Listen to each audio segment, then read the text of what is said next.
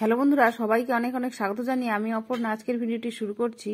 আমাদের সবার বাগানেই কিন্তু জবা ফুল গাছ থাকে, আর দেশি জবা সবার বাগানেই থাকে। দেশি জবাটা খুবই হার্ডি জবা হয়, যে কারণে সবাই কিন্তু আমরা দেশি জবা লাগাই।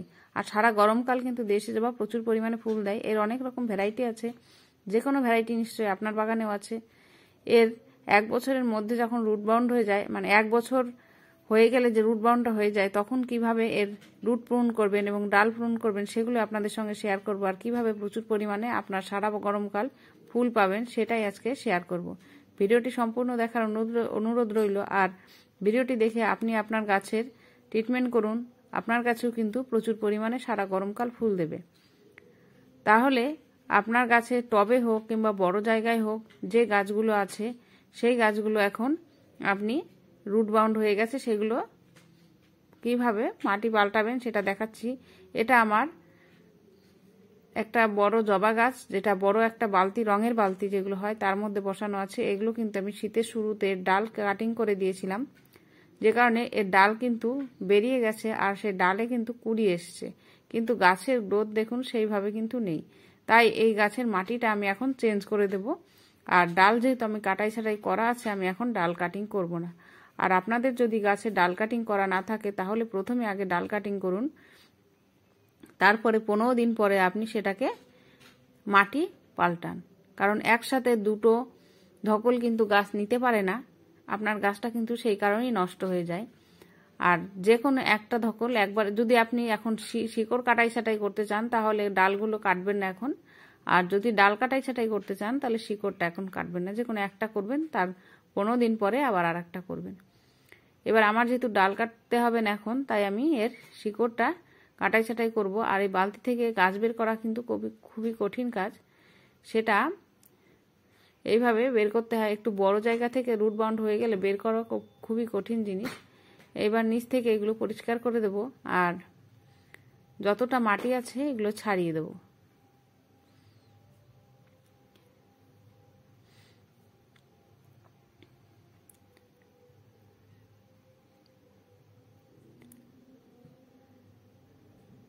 এইভাবে মাটিগুলোকে ছাড়িয়ে দিতে হবে। আর এর সঙ্গে কিন্তু আপনার শিকড়ও কেটে যাচ্ছে।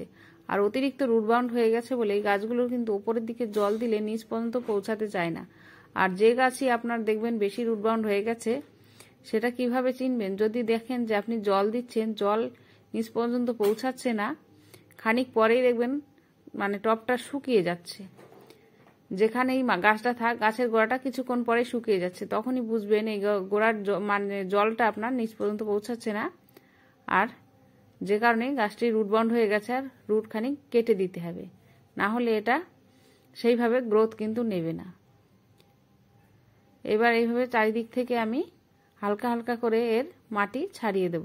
মাটির সঙ্গে সরু সরু শিকড় আছে, যে শিকড়গুলো কিন্তু কেটে যাচ্ছে। আর পুরো যে মাটিটা, এটা পুরো কিন্তু শিকড়ে একেবারে মানে ছেয়ে গেছিল, এই কারণে এটা এরকম শক্ত হয়ে গেছে। এবার এটাকে কেটে দিতে হবে, কিন্তু মাটিটা কিন্তু ঝুরঝুরে রয়েছে, শিকড়ের জন্য এটা এরকম শক্ত মতন হয়ে গেছে। এবার এই শিকড়গুলো থেকে এইভাবে ছোট ছোট করে কেটে দিতে হবে। আর যখনই আপনি গাছটা কাটবেন, মানে শিকড় কাটবেন, যে এর মোটা একটা শিকড় থাকে, মেন শিকড়, সেটা কিন্তু কাটবেন না, তাহলে কিন্তু গাছটা আপনি বাঁচাতে পারবেন না। সরু শিকড়গুলো কেটে দেবেন, মেন শিকড়টা কাটবেন না।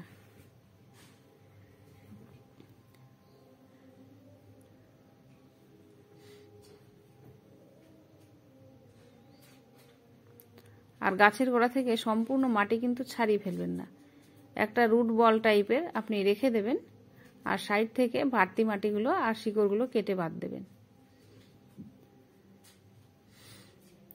অতিরিক্ত কেটে ফেললে কিন্তু আপনি গাছটা বাঁচাতে পারবেন না, তাই এর কাটাই ছাটারও নিয়ম আছে।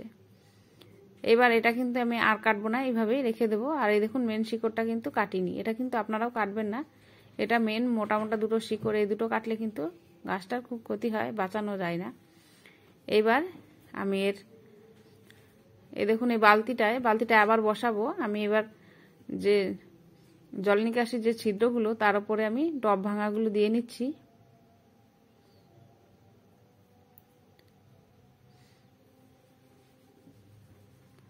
এবার এইগুলো শীতের যে গাছ, ফুল গাছ, সেগুলো কাটিং মানে কেটে বাদ দেওয়াগুলো এগুলো এই বালতির নিচে ভরে দেব। ভরে উপরে আমি কিছু মাটি চালা যে বড় মাটির দলাগুলো হয় সেগুলো একটু নিচের দিকে দিয়ে দেবো কটা।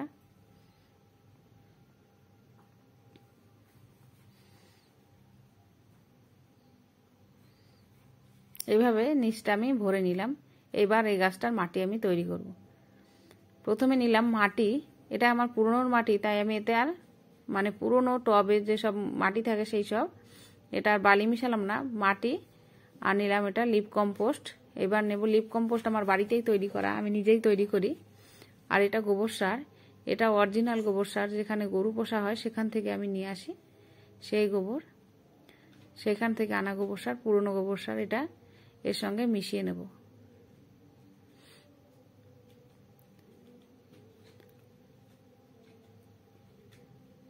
এগুলো কিছুই কিন্তু কেনা, মানে গোবর সারটা কেনা কিন্তু অরিজিনাল।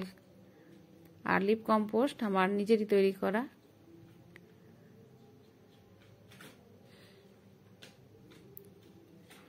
এবার দেব ডিমের খোসার গুঁড়ো কিছুটা, 1 মুঠো মতো দেব ডিমের খোসার গুঁড়ো। আর দেব এটা ইপসাম সল্ট 1 চামচ মতো দেব, বড় বালতিটার জন্য এটা মাপটা বলছি। আর গাছটা তো আপনারা দেখলেনই, ওটা গাছটা ভালোই বড়। এবার এই মাটিটা আমার তৈরি করা হয়ে গেল। এবার গাছটাকে কিভাবে প্রতিস্থাপন করতে হবে সেটা আপনাদের দেখিয়ে দিচ্ছি। আর গাছটা যখন আপনারা প্রতিস্থাপন করবেন, প্রতিস্থাপন করার পরে কিছুতেই এটা কিন্তু সরাসরি রোদ্দুরে দিয়ে দেবেন না, কিছুদিন 4-5 দিন অন্তত ছায়াতে রাখুন, তারপর এটাকে আস্তে আস্তে রোদ্দুরে দিয়ে দিন। 4-5 দিন পর থেকে আপনারা রোদ্দুরে দেবেন। এবার মাটি দিয়ে নিতে হবে, মাটি দিয়ে একটা লেয়ার করে নিতে হবে, তারপর এটাকে গাছটাকে লাগাতে হবে।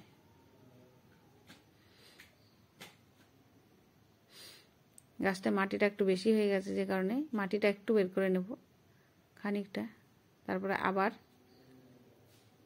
একটু নিচু করে নিয়ে, এটা আর একটু নিচু হয়ে যাবে কিছুদিন পরে। নিচে যে গাছগুলো দেয়া আছে ওগুলো যখন নিচু হয়ে যাবে তখন আবার মাটিটা আর একটু নিচু হয়ে যাবে। এইবার আমি মাটি দিয়ে গাছটাকে পুরো কভার করে দেবো এই দিক দিয়ে ভরে। এইভাবে একটু ঠেসে ঠেসে ভরতে হবে যাতে ভিতরে হাওয়া না থাকে।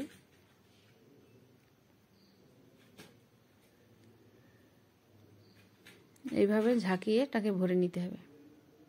এইভাবেই কিন্তু আপনি আপনার পুরনো গাছের মাটি পাল্টে শিকড় কেটে মাটি পাল্টে দিতে পারেন, আর গাছে কিন্তু সুন্দরভাবে গ্রোথ হবে। আর কুড়ি তো চলে এসছে, কুড়িগুলো সব ফুলে পরিণত হবে। তাহলে ভিডিওটি আজকের মতন এই পর্যন্তই। সম্পূর্ণ ভিডিওটি যারা দেখলেন তাদের জন্য অসংখ্য ধন্যবাদ। আর আপনার জবা গাছগুলোতে এইভাবে ট্রিটমেন্ট করে আপনিও প্রচুর পরিমাণে সারা গরমকাল ফুল পান। নমস্কার।